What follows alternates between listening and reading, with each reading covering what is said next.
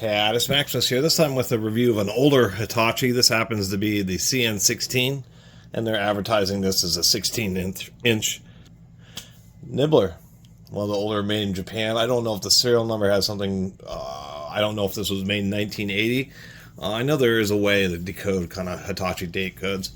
This is definitely an older one, old style logo, kind of a boxy gearbox. It's like an angle grinder style motor. But to make the plunger move a little bit slower and a little bit more torque, we have this bulbous section, so it's actually a reduction gearbox, little flange. So Hitachi's been selling tools for basically as long as Makita has, but they just had a slower start, and they've had some misses over the years. But a lot of old Hitachi stuff is pretty good. It's just that they had a lot less name recognition, but they were really trying. And they did put in effort to have decent quality tools. I mean, this is only 3.7 amps, but they're always pretty different. I always wanted one of their little 3/8 angle drills. We have a big set screw here. I think this is a provision for some type of guide. And then a nibbler. So shears, of course, have two blades that go by each other, which are more tuned for making straight cuts, and they're pretty fast. Nibblers cut out little half moon shapes. It has this little plunger, and each time it makes a cut, it cuts out just a little bit. And then how it's all held together is that we have this one section right here that is just a little bit thinner than the half moon, or excuse me, the little crescent moons that it's nibbling out, and allows you to pass through the cut. So this wing, the width of that wing is what limits the angles and curves that you can cut, but that's one of the big deals, is nibblers are just a little bit more versatile, but they wear out. They're just not as heavy duty. Of course, you just have this wing here. They tend to have smaller dies. They do make large nibblers, but they're just not as heavy duty as shears. But people still tend to buy them just because shears will cause a little bit of a lip of the sheet metal to curve up, particularly on the more narrow section if you're cutting thin sections. Where the nibbler is punching it out, so you have a flat piece of metal, you just have a really, pretty wide. In this case, it looks like it's 5 millimeters or 3/16 of an inch.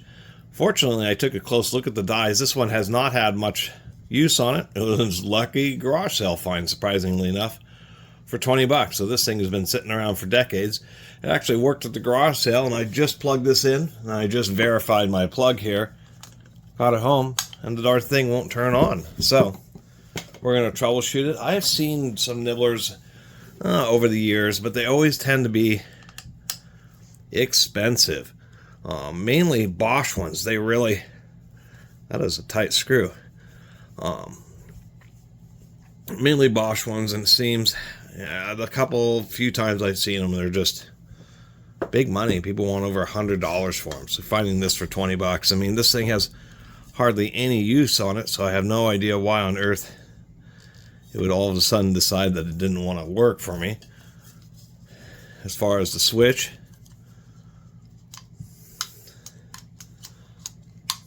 sounds pretty good. I got a multimeter here, so I'll start troubleshooting this. I mean, this is evidence of actual quality, because these are just screw down terminals here with big brass blocks. That's actually a pretty nice expensive switch. Instead of using folded crimp, they're actually using spot welded terminals on the commutator of the motor. And it's a double pole switch. So a double pole switch means it's two switches in one. They're both operating at the same time. A single pole, like a light switch, it'll just be a single place. It just goes in between the power wire, essentially, or one of the wires, and it just engages and disengages. In this case, we have both power wires coming in and two coming out. Just a little bit more expensive, and I think it's a little bit more, I don't know if it's reliability or a little bit safer. One of the two. Well, the first thing is to make sure I just didn't have, the wire just didn't happen to have been fatigued and been on its last legs here. Get that in there like so. Come on. It's easier when I have something you can do like this. Oh, we know that one's good. So electricity is getting through the power cable into the switch. I wonder if I can do them both at the same time. So when the switch is off, if you go from top to bottom, it should be disengaged, and if we engage the switch,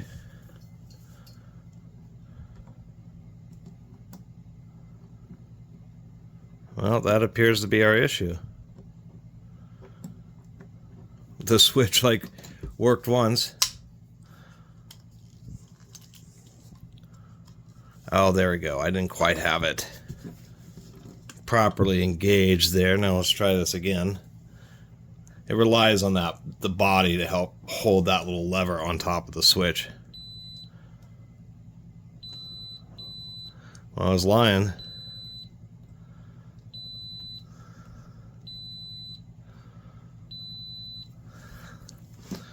Well, the switch seems to still be good, and power cord is still good.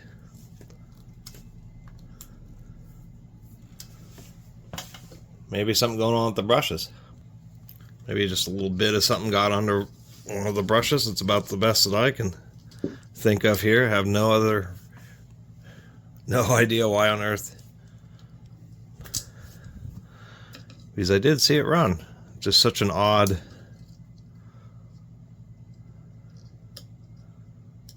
Yeah. Brushes would basically fall out, and this thing,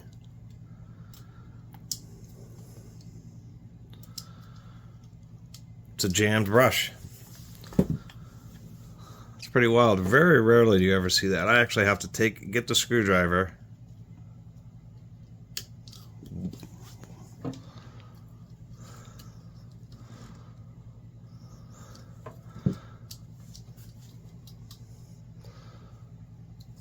What on earth is going on here? It's feeling like I have to put so much pressure that I'm gonna actually snap the brush off. The other one was really stuck, and this thing is so old, it appears that there's a little bit of now that isn't water getting into there, that is simply condensation on the steel spring, and some of that iron oxide has gotten down alongside the carbon brush and jammed it up. What a strange failure mode for a tool. Let me get these cleaned out. This one was even worse. So when I tested it earlier, it was just like the last hair that the brushes were engaged. Now if we look, we can still see the chamfer on the front edge of the brush. So not only was it obviously clean on the inside, but seeing that chamfer means that the brushes, well, and plus I saw the commutator. Nonetheless, this thing's like brand new. So it was actually, for 20 bucks, I think that's pretty worthy. There are a little scraping around with the screwdriver, and now we have brushes that actually slide correctly. We got those in there. Let's see how it cooperates.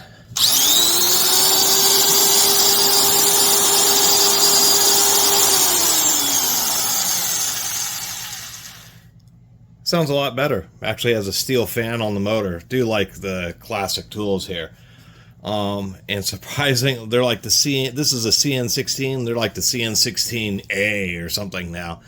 They have a different body, but it appears that this head has been the same head they've used on these thin gauge nibblers for apparently decades. I mean, 30, 40 years or more. And it looks like it's around 40 bucks or so, but at least you can still get both punches and dies, which is, one, saying something, and two, it's one of the difficult things about older nibblers is I've seen some like older Black & Deckers, but it was just hard to, looking online, it was hard to find any punches and dies, which are the things that break and wear out.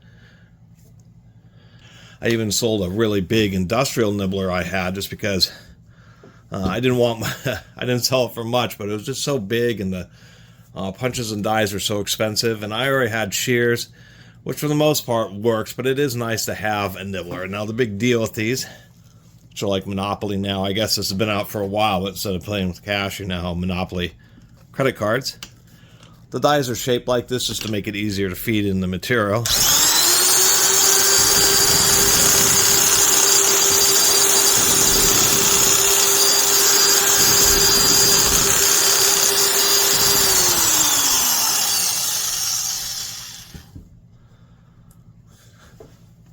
I mean, if you do arts and crafts and you need a bunch of crescent moons, this is a great tool to use to mass produce them.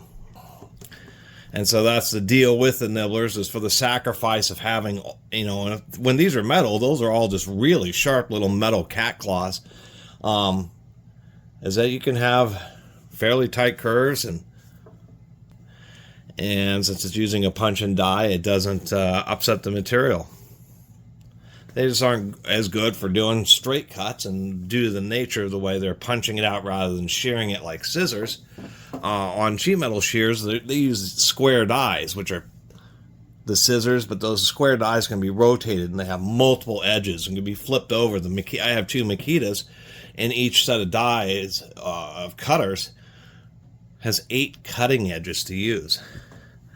A Nibbler, you have 1 cutting edge. And when that wears out, you're done. And you know it's worn out because it'll stop nibbling. The material will get stuck in the tool, and you'll have to, of course, replace them. Anyway, let's take a look inside the gearbox after I clean this up. Well, I was going to look in the gearbox, but the screws are actually pretty solid in there. I don't use this Makita enough, but it's still as cheesy and, you know, overpriced, basically. Really expensive, you know, foot-pound per foot-pound of torque. Still is nothing like the little impact electric screwdriver. It is kind of cool for service work. Just because it's a small screwdriver, but being an impact, it actually has a serviceable amount of torque. So these have reduction gears just to, one, increase a little bit of the torque, the power to drive the punch, but also to slow it down so they don't get quite so hot.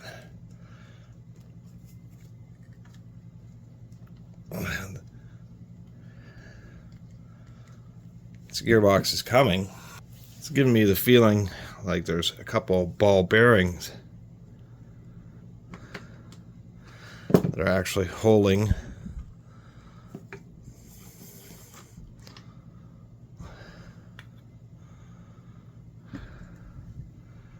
No, why on earth was... Oh, there was. So, one small disappointment that they're using a sleeve bearing on the front of the reduction gear there. But on the back of the, you know, I guess the output spindle, there is a ball bearing, and then they have a big needle bearing for the connecting rod there.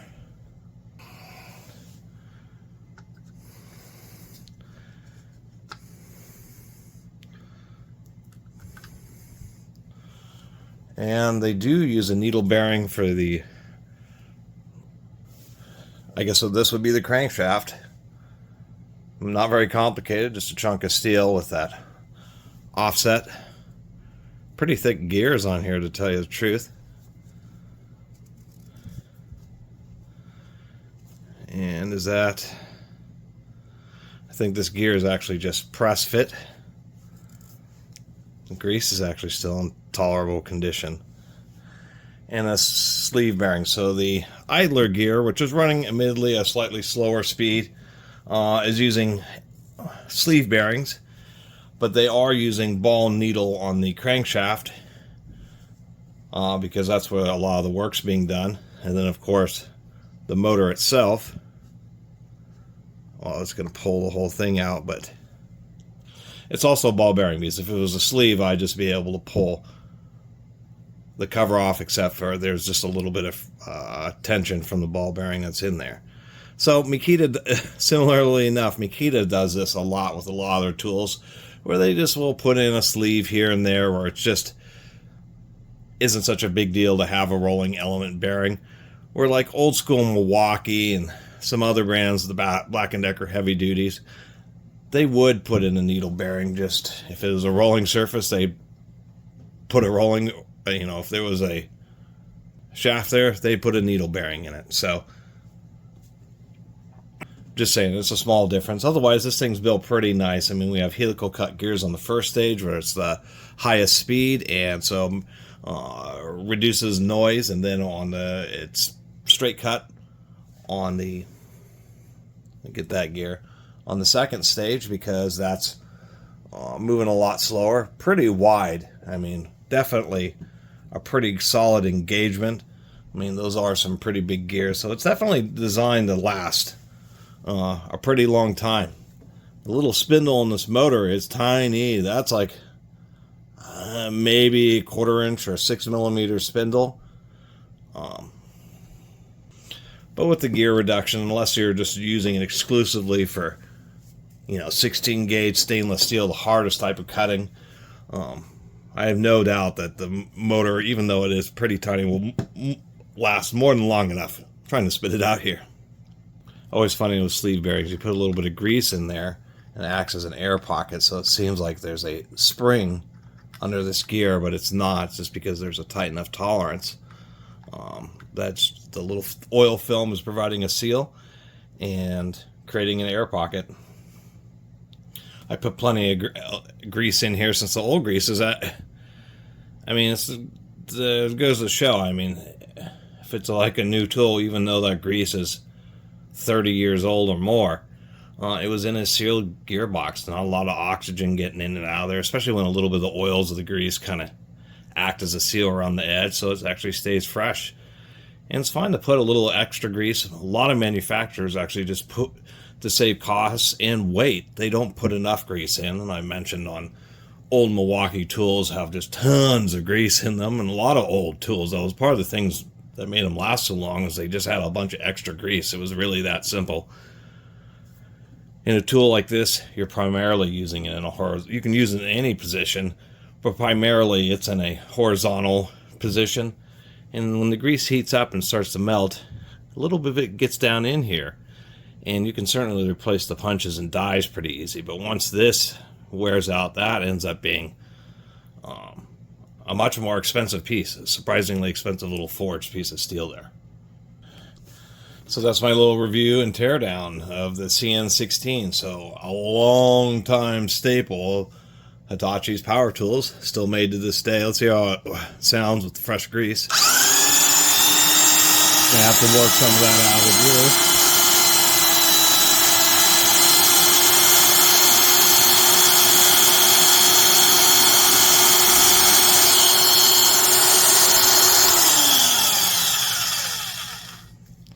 Certainly sounds pretty nice.